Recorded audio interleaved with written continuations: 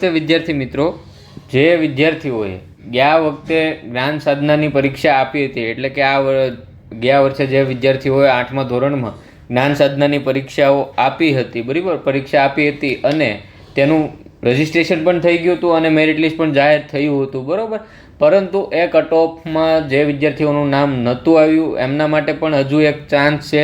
ગવર્મેન્ટની વેબસાઇટ પર આજે એક જાહેરાત નવી અપડેટ થઈ છે કે જેમાં જે કટ ઓફ હતું એના કરતાં ઓછા માર્ક આવેલા છે એવા વિદ્યાર્થીઓને પણ ચાન્સ મળી શકે છે, બરાબર. એવા વિદ્યાર્થીઓને પણ હવે સ્કોલરશિપ મળી શકે છે. એ જાહેરાત વિશે આપણે વાત કરીએ, પરંતુ ચેનલને સબસ્ક્રાઈબ ન કરી હોય તો ચેનલ સબસ્ક્રાઈબ કરી દેજો, જેથી કરીને આવી તમામ માહિતી આપના સુધી પહોંચતી રહે, બરાબર. ચાલો આગળ વાત કરીએ કે જે વિદ્યાર્થીઓએ ધોરણ 8ની પરીક્ષા આપી હતી, ધોરણ 8 જ્ઞાન સાધનાની પરીક્ષા આપી હતી, હાલ જે 9મા ધોરણમાં અભ્યાસ કરી રહ્યા છે એ વિદ્યાર્થીઓ માટે છે કે ધોરણ 8માં જ્ઞાન સાધનાની પરીક્ષા આપી હતી અને જેમને જે લાસ્ટ મેરિટ લિસ્ટ જાહેર થયું અને એમાં નામ નહોતું આવ્યું એવા વિદ્યાર્થીઓને માટે પણ એક ચાન્સ છે. જો અહીંયા તમને જે મુખ્યમંત્રી જ્ઞાન સાધના મેરિટ સ્કોલરશિપ યોજના છે એના માટેની એક સૂચના આજે અપડેટ થઈ છે, બરાબર. આપણે એના વિશે વાત કરીએ તો કે મુખ્યમંત્રી જ્ઞાન સાધના મેરિટ સ્કોલરશિપ યોજના અંતર્ગત કુલ 54 માર્ક્સ ધરાવતા તમામ બાળકોના રજિસ્ટ્રેશન તેમજ ફોર્મ ભરવાની કામગીરી આપેલી છે, બરાબર.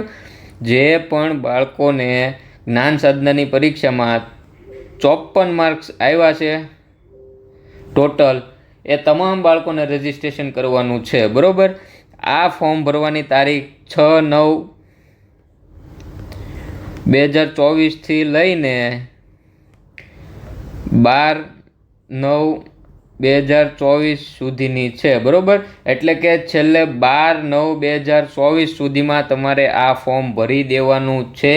આ ફોર્મ ફરી વખત કહું છું કે જે વિદ્યાર્થીઓએ જ્ઞાન સાધના મેરિટ સ્કોલરશિપની પરીક્ષા આપી હતી ધોરણ 8માં અને એમને કુલ 54 માર્ક્સ થતા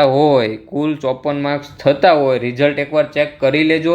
જો તમારે 54 માર્ક્સ થતા હોય, 54 અથવા 54 કરતાં વધારે, તો તમારે આ ફોર્મ ભરી દેવાનું છે. તમને પણ સ્કોલરશિપ મળી શકે છે, બરાબર.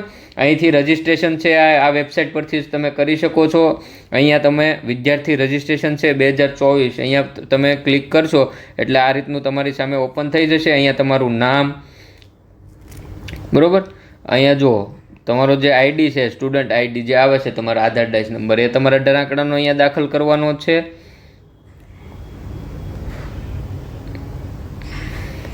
અહીંયા, બરાબર, તમારે 18 આંકડાનો આઈડી દાખલ કરવાનો છે. નામ છે તમારું, અહીંયા જન્મ તારીખ છે, મોબાઈલ નંબર નાખવાનો છે. પછી મોબાઈલ નંબર નાખશો એટલે તમને ઓટીપી આવશે. ઓટીપીથી તમારે અહીંયા વેરીફાઈ ઓટીપી કરી દેવાનો છે. પાસવર્ડ તમારે ક્રિએટ કરી લેવાનો છે તમારી જાતે, બરાબર. પાસવર્ડ ક્રિએટ કરીને તમારે અહીંથી રજિસ્ટ્રેશન કરવાનું છે. આ રજિસ્ટ્રેશન જે પણ વિદ્યાર્થીઓ, ફરી એક વખત કહું છું કે જે વિદ્યાર્થી મિત્રોએ જ્ઞાન સાધનાની પરીક્ષા આપી હતી અને 54 માર્ક્સ આવ્યા હતા, કુલ 54 અથવા તો 54 કરતાં વધારે માર્ક આવ્યા હોય, તેમને ફરી એક વખત ચાન્સ આપવામાં આવ્યો છે. રજિસ્ટ્રેશન કરી દેજો. આ વિડીયો છે એ બને એટલા વિદ્યાર્થીઓ સાથે શેર કરો, કેમ કે ઘણા વિદ્યાર્થીઓ એવા છે કે જેમનું કટ ઓફમાં નામ નહોતું, મેરિટમાં નામ નહોતું, એમણે અન્ય શાળાઓમાં એડમિશન લઈ લીધા છે અને હવે આ સ્કોલરશિપ મેળવવાની આશા છોડી ચૂક્યા છે, બરાબર. એમના સુધી આ વિડીયો પહોંચાડજો, કેમ કે ઘણા બાળકોને ખબર જ નહીં હોય, બરાબર. તો એ રજિસ્ટ્રેશન કરવાનું એમને બાકી ન રહી જાય. છેલ્લી તારીખ આપેલી છે ગવર્મેન્ટે, છેલ્લી તારીખ આપી એ તારીખ પહેલાં તમારે રજિસ્ટ્રેશન કરી દેવાનું છે. ફરી એક વખત તારીખ તમને જણાવી દઉં. જે જ્ઞાન સાધનાની પરીક્ષા આપી હતી જે બાળકોએ, એમના માટે ફરી એક વખત ઓપન થયું છે. એની છેલ્લી તારીખ આજથી શરૂ થયું છે, બરાબર. આજની તારીખથી લઈને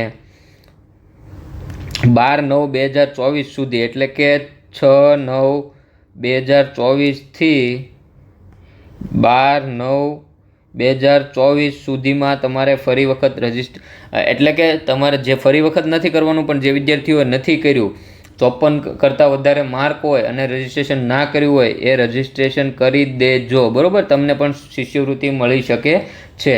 મિત્રો, આ વિડીયો તમામ વિદ્યાર્થીઓ કે જે ધોરણ 8માં ભણતા હોય એમના સુધી શેર કરજો. બસ એટલી જ વિનંતી કરું છું, કારણ કે ઘણા વિદ્યાર્થીઓને ખ્યાલ નહીં હોય આ બાબતે, તો એમના સુધી શેર કરો. એટલે કોઈ પણ વિદ્યાર્થી એવા હોય કે જેમને 54 માર્ક્સ આવ્યા હોય, 54 અથવા 54 કરતાં વધારે, તો એ પોતાનું રજિસ્ટ્રેશન કરી દે, જેથી કરીને એને સ્કોલરશિપ મળે, બરાબર. ફરી મળીશું નવા વિડીયો સાથે. ચેનલને સબસ્ક્રાઈબ કરી દેજો. ધન્યવાદ.